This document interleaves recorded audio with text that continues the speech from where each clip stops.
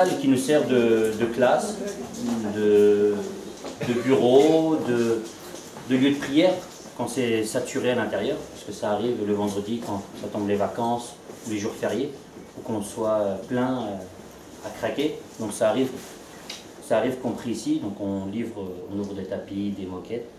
Donc c'est une salle qui sert à tout, qui sert à plein de choses. Pour les enfants, donc souvent on a des jeux, des activités pour les enfants. Donc, pour le moment on avait une table de ping-pong, mais on a des jeux de hockey, ils font plein de choses. Donc après on a la salle en face, donc il faut absolument prendre avant notre prière, la lecture du Coran, la prière. Donc, on met des salles à tout le monde en fait pour les gens qui viennent pas forcément de chez eux, donc qui n'ont pas pris l'ablution et que c'est l'heure de la prière, ou qui ne l'ont plus. Donc des robinets, des serviettes, des savons, tout est mis à disposition avec des sanitaires à droite. Donc c'est à prendre absolument avant la prière. Même les pieds? Oui, donc les mains jusqu'au coude, les oreilles, derrière les oreilles, la tête, le cou, la nuque, les pieds, bien sûr. Donc ça permet de se purifier avant les prières. Ici, c'est une salle. Oui, c'est une salle de cours. Donc le samedi et dimanche, on donne l'imam et les amis donnent des cours de coranique, l'arabe, pour lire le Coran, de culture aussi, de plein de choses. Donc là, vous voyez, on a notre alphabet, justement, qui nous permet de lire l'arabe, le Coran, donc nous qui est de droite à gauche.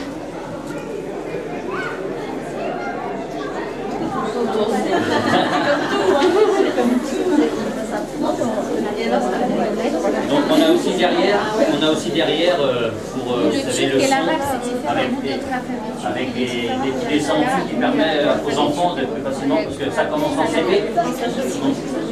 C'est conseillé mais ce n'est pas une obligation. Bien sûr pour tout musulman c'est conseillé, c'est comme dans le christianisme.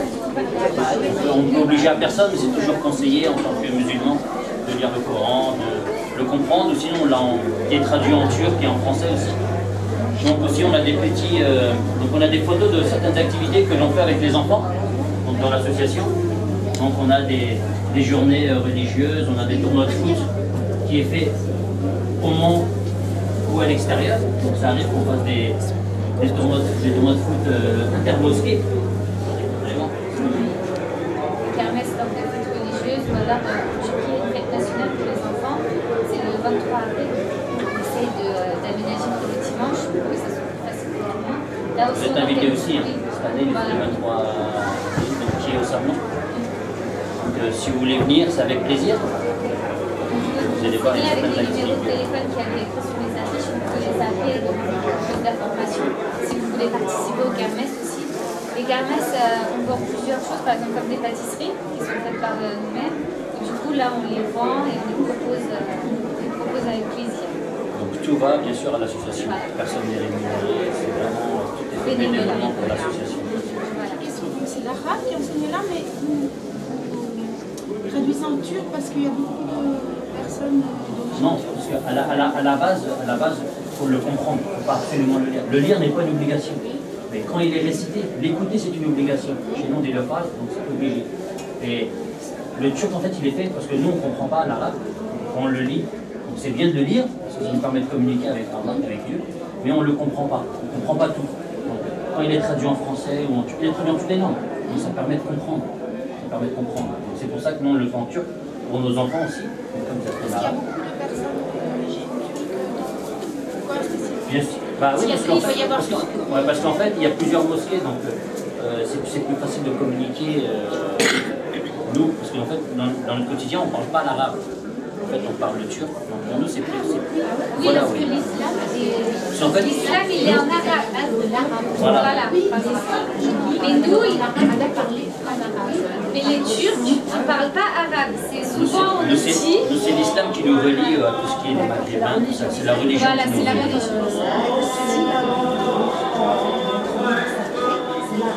C'est l'arabe, bien sûr. Oui. Donc là, juste pour information, c'est l'appel à la prière. C'est pas l'heure de la prière, oui, mais c'est juste pour faire. Et puis vous y aurez le droit. Qui est fait 5 fois par jour. Donc, Normalement, il est fait, le son est donné à l'extérieur, pour rappeler les gens de l'extérieur, mais bon, ici on ne peut pas. C'est les minarets, Dans les pays musulmans, 5 fois par jour, on va entendre l'appel à la prière, et donc qui appelle les gens à la prière, de leur dire de venir, c'est leur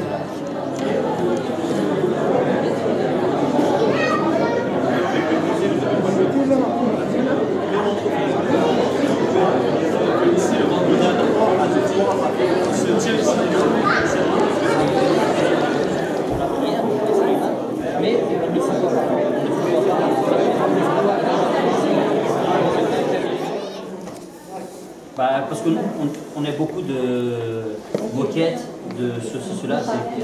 Après, c'est vrai. Non, mais c'est bon, c'est des détails, mais on ne sait pas sur quoi on marche dehors. Donc, c'est vrai que c'est question des jeunes. Donc, ici c'est notre salle de cours, donc, qui était l'ancien, justement, café qu'on a en bas actuellement. Avant, c'était ici. Donc, c'est pour ça que plus ça va, plus on agrandit par rapport aux besoins. On ne va pas faire des salles de 1000 personnes alors qu'on n'est que 200. Ça serait embêtant, donc on fait au fur et à mesure. Donc ici, c'est notre salle de cours principale. C'est la salle de cours principale, donc, qui est équipée de tout ce qui est multimédia, donc vidéoprojecteur. Donc là, vous voyez, là c'est donc le Coran qui est écrit en arabe. Et là, on a les traductions en turc. On l'a aussi en français, dans d'autres livres, qui est traduit en français aussi, pour ceux qui le veulent. Donc, comme on voit, nous, l'arabe, on le lit de droite à gauche, et toutes les autres, on le lit de gauche à droite. Donc, il y a des rappels, donc on met des rappels pour les enfants qui ne comprennent pas super bien le turc. Parce que même nous, hein, je suis né ici, je vais vous parler bien le turc. Au niveau vocabulaire, comme on ne le pratique pas tous les jours, c'est pas facile. Donc on a des versets qui sont écrits en français, donc tout autour. Donc vous pouvez les lire, après au passage si vous voulez. Donc on a des photos aussi d'activités qu'on fait avec nos enfants parce qu'on se focalise énormément sur notre avenir. Ils sont derrière nous. Donc on remercie nos parents parce qu'ils nous ont fait un lieu de prière et nous on nous a donné au minimum ce qu'on a reçu de nos parents.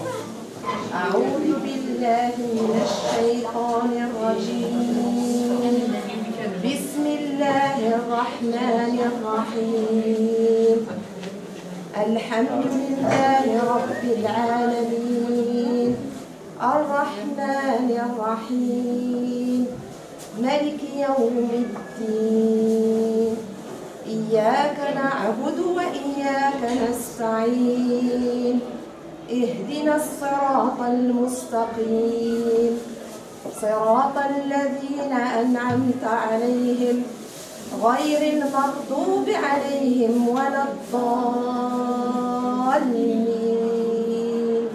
آمين. Ça s'appelle la mère du Coran, ce verset-là, et en fait il est construit de 7 versets. Et tous les versets c'est pour parler des biens d'Allah subhanahu wa ta'ala, de parler des caractères d'Allah subhanahu wa ta'ala, qu'il est miséricordieux, qu'il est très miséricordieux. Et ça, c'est toujours pour l'ouverture de salat, on a toujours pendant les raka'at, ce sont les gestes qu'on fait lorsqu'on incline, lorsqu'on prosterne, on a toujours cette sourate qui nous, c'est obligatoire. Si on ne lit pas cette sourate qui s'appelle cette sourate, c'est un texte. C'est l'ouverture. Voilà, c'est l'ouverture. C'est l'ouverture de voilà. Et sourate, ça veut dire, c'est un texte de versets, composé de versets. Soit 7 versets, soit 7, soit 2, soit 3. Alors, si on fait un raka'a, ça s'appelle raka'a, où il y a une seule, il y a des, lorsqu'on incline, lorsqu'on prosterne et on se met debout, si on ne lit pas avec le Fatiha, l'ouverture, alors elle n'est pas acceptée notre salat. C'est parmi les piliers de salat. On a aussi on ne peut pas croire que l'on parle que de notre prophète pendant les cours. Parce qu'on n'a pas qu'un seul prophète, bien sûr. Donc, on a aussi sur Jésus, sur Moïse. On parle de tout ça à nos élèves aussi, bien sûr. On a notre prophète Mohammed sallallahu alayhi wa sallam, on a Abraham aussi. C'est vraiment pas que sur notre prophète. Parce qu'on est obligé de l'accepter, que ce soit Jésus, Moïse. On est obligé de les accepter. Ou sinon, notre islam, elle est entre parenthèses.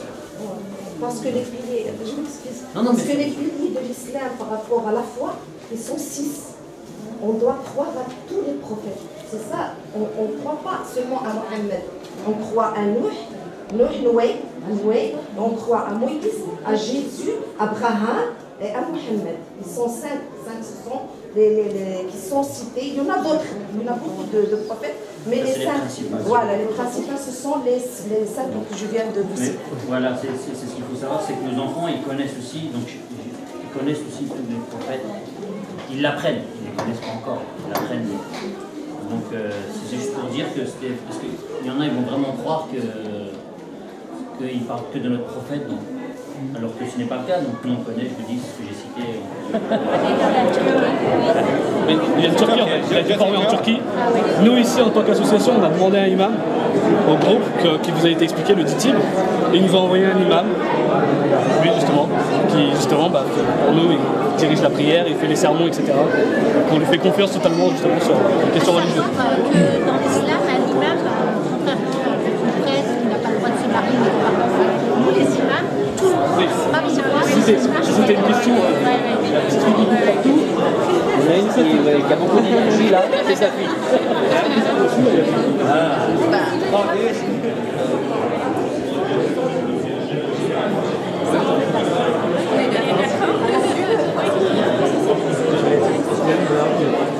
il y en a un qui resté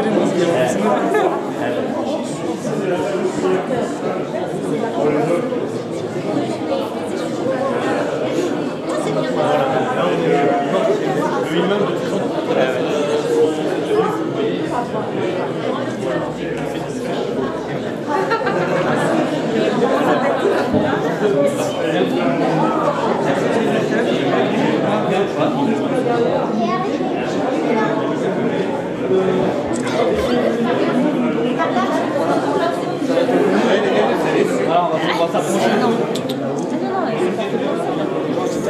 C'est ça les deux sources scripturaires les plus importantes de l'islam, c'est le Coran et la Sunna, on appelle ça, les récits prophétiques. Tout ce qui a été relaté sur lui, sa manière de manger, sa manière de prier, sa manière de... Voilà, tout. C'est ça les deux sources principales.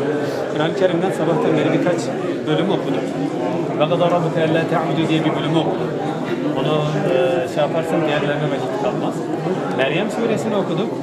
Şimdi sizlere Fatiha suresini okumak istiyorum. Fatiha suresini yukarıda hanımefendi okudu. Okudunuz mu? Oui, il allait dire un verset, mais du coup, il allait réciter le même verset que notre ami nous a fait demander de nous faire. أواخر سورة البقرة. Oui, ouais, s'il te plaît, c'est ma préférée. أعوذ بالله من الشيطان الرجيم بسم الله الرحمن الرحيم آمن الرسول بما أنزل إليه من ربه والمؤمنون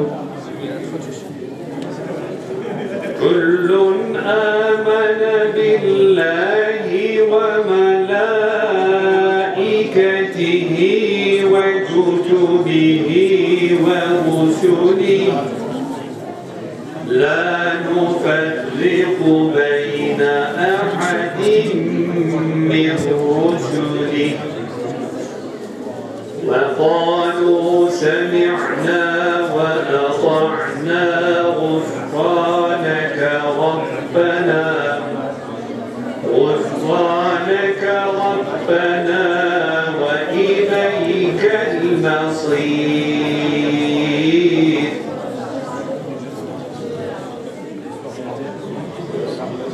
لا يكلف الله نفسا إلا وسعها لها ما كسبت وعليها ما اكتسبت ربنا لا تؤاخذنا إن نسينا أو أخطأنا ربنا ولا تحمل علينا إصرا كما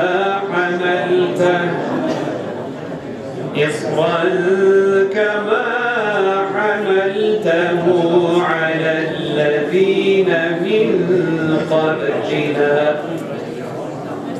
ربنا ولا تحملنا ما لا طاقة لنا به واعف عنا واغفر لنا وارحمنا أنت مولانا فانصرنا على القوم الكافرين صدق الله العظيم.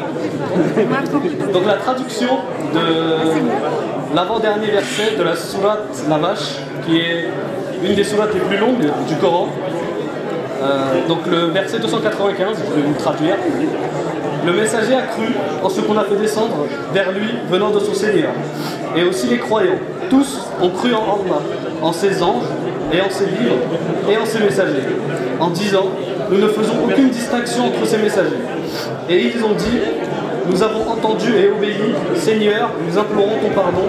C'est à toi certes que sera le retour. » J'ai beaucoup aimé l'accueil, vraiment on s'est senti bien avec vous tous.